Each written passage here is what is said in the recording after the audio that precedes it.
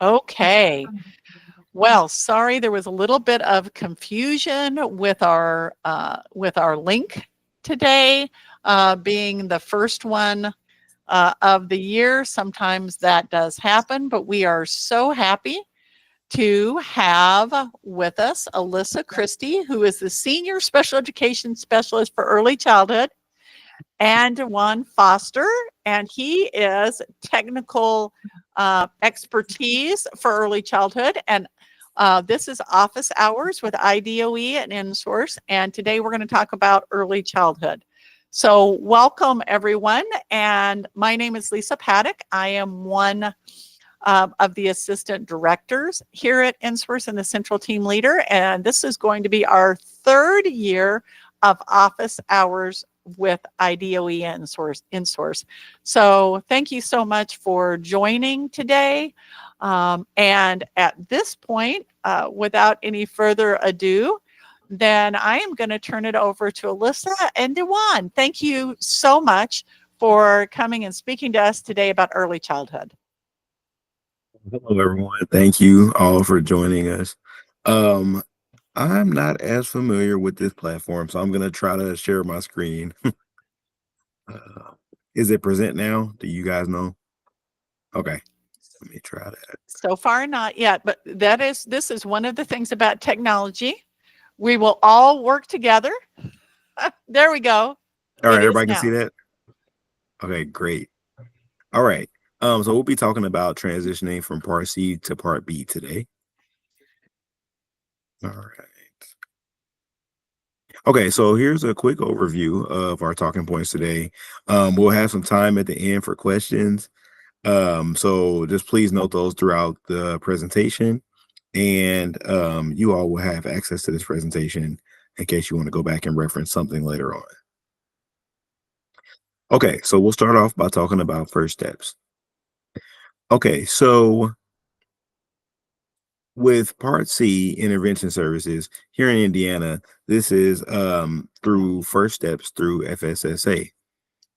And this is provided for families of eligible children under the age of 3 who are experiencing developmental delays, or they have a diagnosed condition that has a high probability of developmental delay.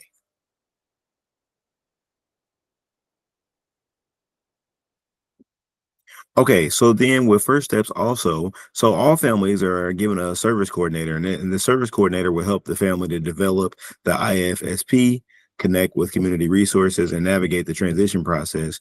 And then on the right side, you guys can see various offerings that First Steps has. And again, you will have access to these, so you can feel free to go back at any time. Next, let's talk about transitions. So, and I'm sorry, I'm trying to see it a little better, my screen. So with Article 7 with transitions, there's a memorandum of understanding, or MOU, between FSSA and IDOE, and it requires First Steps to notify the LEA where the child receiving services resides. And this is for children who are potentially eligible to receive Part B services at least 6 months prior to the child turning 3 years old. During the meeting, during the First Steps transition meeting, the LEA will be invited with the parental consent. And then there are timelines for First Steps to send the LEA if you don't have the IFSP. And then First Steps will provide this for the LEA with consent. All right. And they will be providing that personally identifiable information.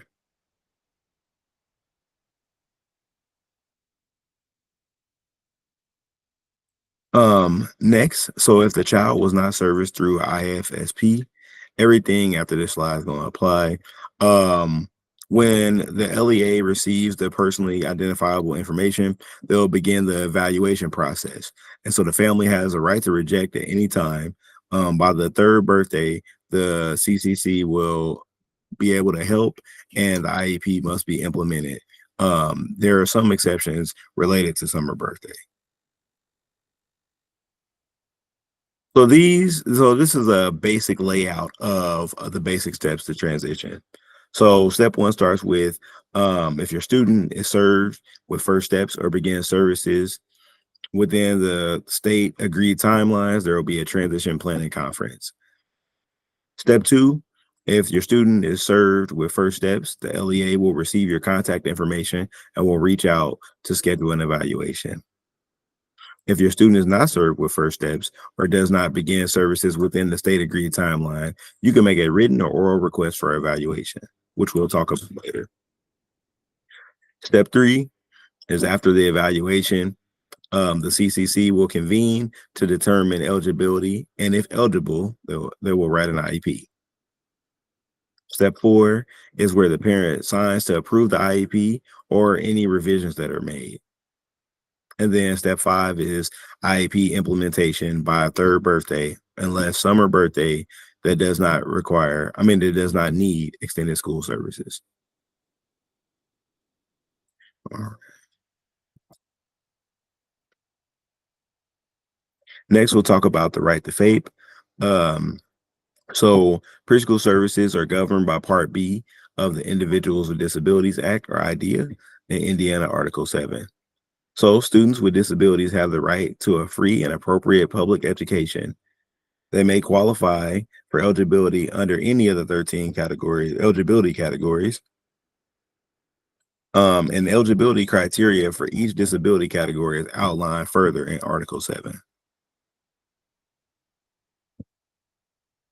For evaluation, in conducting the educational evaluation, the multidisciplinary team must use a variety of assessment tools and strategies to gather relevant functional, developmental, academic information about the student, including information provided by the student.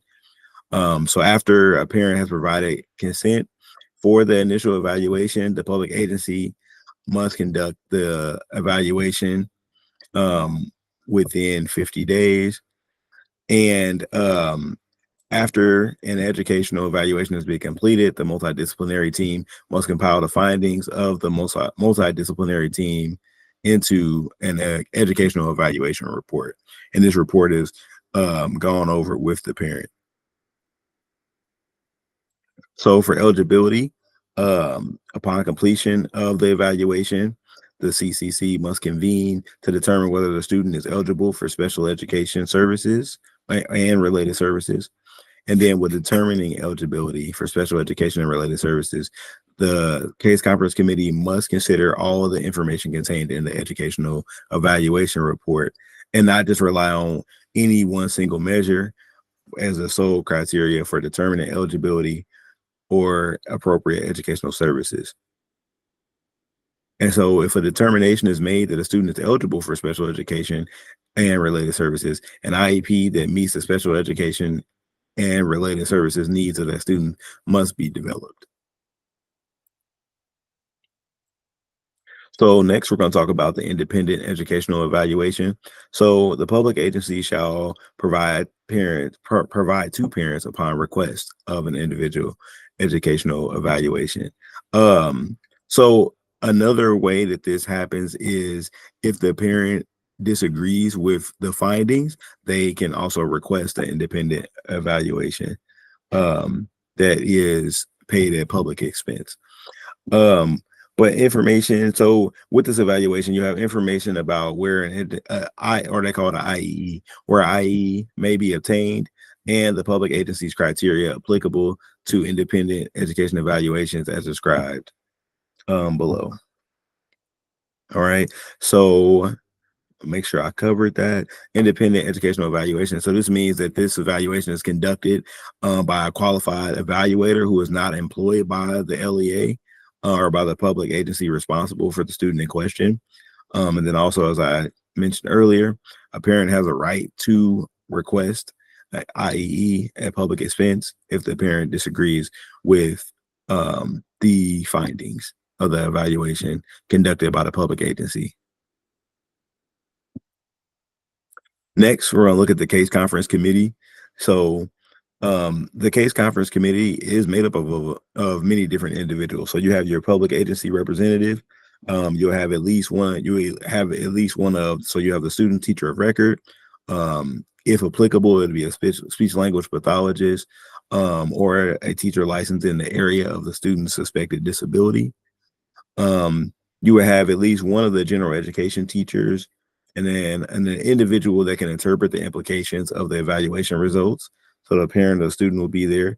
The student can be there unless the parent chooses for this child not to participate, and then at least one member of the multidisciplinary team who evaluated the student will be in attendance.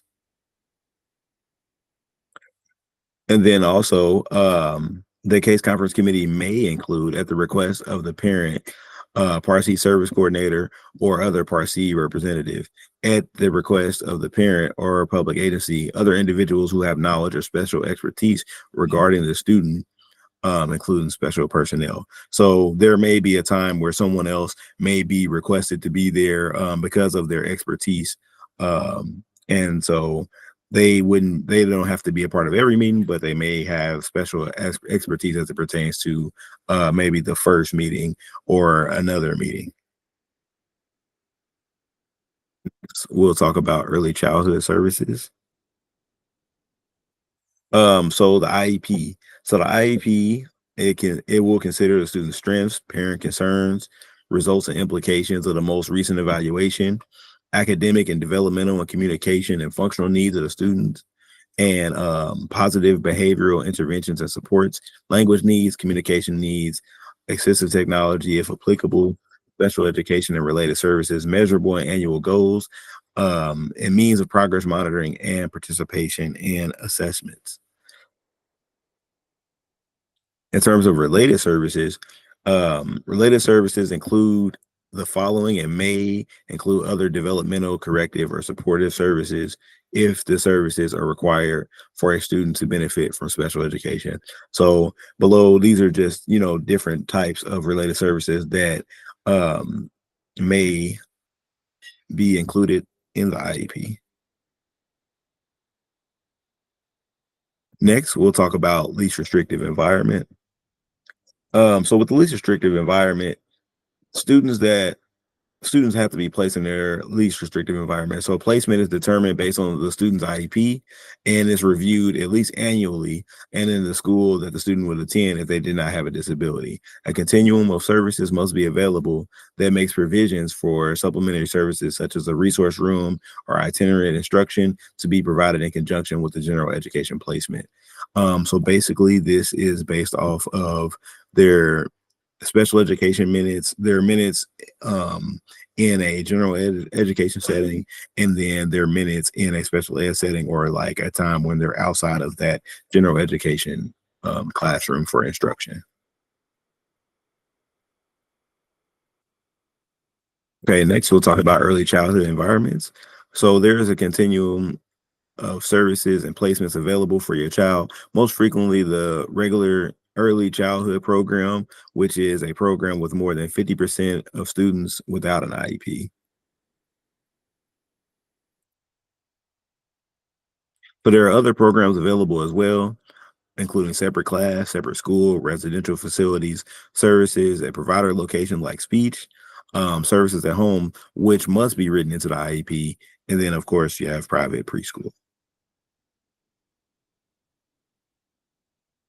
So this is one of the helpful tools that can be printed and help you to understand preschool locations. So this decision tree, I'm sorry, based on the IDC preschool environments toolkit, can be used to help locate or help local education agencies identify the correct federal value and abbreviations for reporting preschool education environments.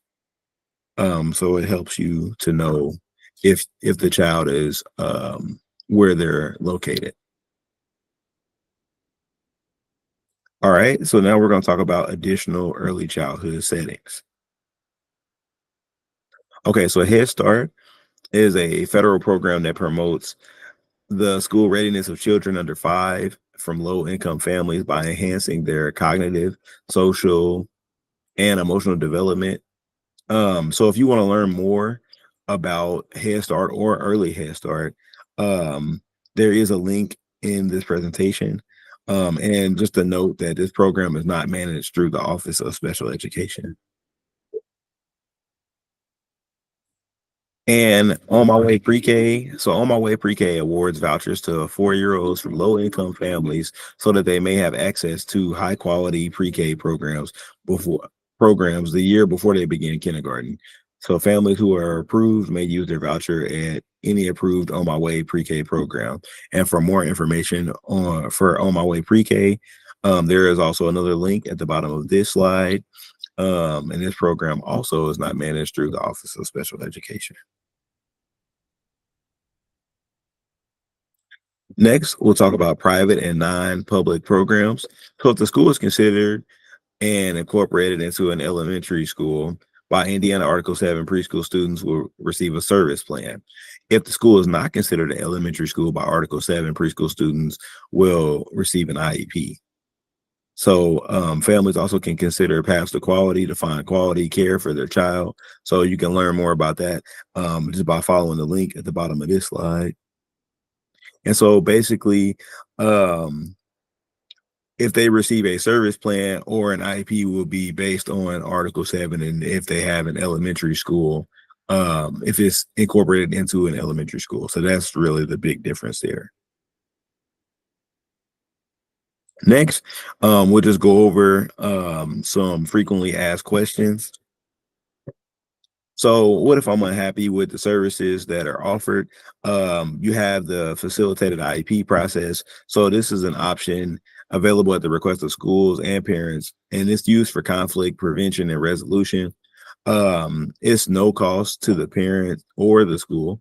And I've included the link down here to the job form for that. So if you want to request a facilitated IEP, the link is there. And then another option is mediation. So mediation is a voluntary and confidential process that provides a trained and impartial mediator to help facilitate discussions between the parents and schools to help the parties resolve a disagreement that may arise from the relating of information, evaluation, educational placement, or provision education to a student with disability or a student suspected of having a disability. And again, that link is also at the bottom of this slide. So the next question is, what if my child is found ineligible? So this is where we talked about the independent educational evaluation, or IEE. So if a parent disagrees, they can request an IEE, and this will be conducted at public expense. And then a thing to note here is that after this request, that the school then has 10 business days, so not instructional days. So there's a difference here. So it's 10 business days to respond to the request, and then the two forms of response is either going to be that the school is going to pay for it, or that they're going to go forward with due process. Okay, so next question is, what if the IEP isn't being followed? So if your child's IEP is not being followed, you can contact the school. In addition, you can engage in dispute resolution process for mediations and complaints at any time. In addition, you can contact InSource for support or email the state at specialeducation@doe.in.gov. Next, how do I request evaluations if not at first steps? So this can be made through a written or an oral request. And then a public agency has 10 instructional days to respond to the parent's notice, and then, or request, I mean, and then there will be an initial evaluation that takes place after that, and that will be convened within 50 instructional days of the date where the parental consent was received. So can my child have an IEP if they didn't do first steps? Yes, depending on eligibility, there's a review process. So as a parent, as we talked about, you can request evaluation for special education services. After the request is made, there's 10 instructional days, and then the CCC has 50 days to have this 50 instructional days to have the conference, and it takes into account all the things that we talked about of the different parts of the report. So there's various testings that go on, and then as a result of that, then the team comes together and discusses what was found. In terms of what the state is doing or tracking, the state monitors a large amount of data regarding each student in LEA. The Office of Special Education is particularly considering preschool educational environments, preschool outcomes, early childhood transition from Part C to Part B, early childhood evaluations, mediations, complaints, and hearings, and areas of concern. Lastly, we'll just go over briefly some additional resources. So resources for the LRE is the policy statement on inclusion of children with disabilities in early childhood programs, guiding questions for discussing services in the LRE. And then you can see on the side of different highlights of those different documents. And then we have the Dear Colleague letter on preschool LRE, and then the DEC recommended practices. And then once again, we have the different highlights on the side right there. So at this time, it is time for your questions. And thank you everyone for listening. Thank you so much. This is a great opportunity. If anyone has any questions, they could unmute or drop them in the chat. Also, Dewan, if it'd be possible, maybe you could drop this presentation in the chat or send it to me, and I could make sure that we do have it available or linked on our YouTube channel so that individuals could utilize it. Does anyone have any questions? Early childhood transition is an important activity, whether the child has been in First Steps or not. Those early intervention years are vital, and we want to thank Dewan and Alyssa for coming today, and Maggie also for being a part so that we could ensure that we get good information out on our YouTube channel for families. And also, I'd like to say hi to Maggie. She's a technical expertise individual from DOE also. So we really appreciate these opportunities each month. Thank you, Dewan. Were there any questions at all? Early intervention services are so important, and how someone gets an evaluation and finds out whether their child is eligible for special education services. And many times, if perhaps they've not been part of First Steps, they really don't know how to make that request. So we want to make sure that they do.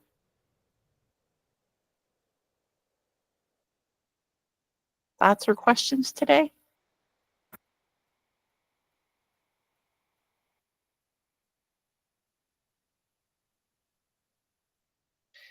Thank you so much. One of the things we also have on our website, of course, is First Steps information for those families who have children birth to approaching age 3, because First Steps goes through 3. But there are some certain rules about if the child is older and almost 3, when there's a concern, how that works. Of course, there is a system for evaluation for that child that's almost 3 that's not been in First Steps. So at this point, if anyone doesn't have any other questions, I guess one thing that I would say though, besides thank you, is that families who are in First Steps should be hearing about things from their First Steps service coordinator, so that they know that timeline, they know when to sign the consent, to send over personally identifiable information.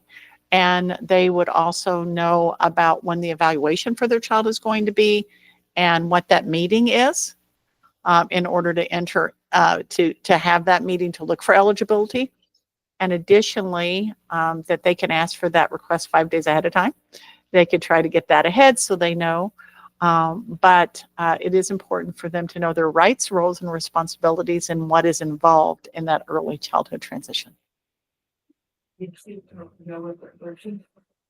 And anyone else have anything?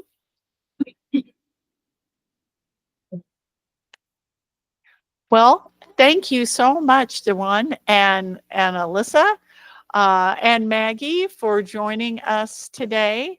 I'm glad we were able to get everything arranged.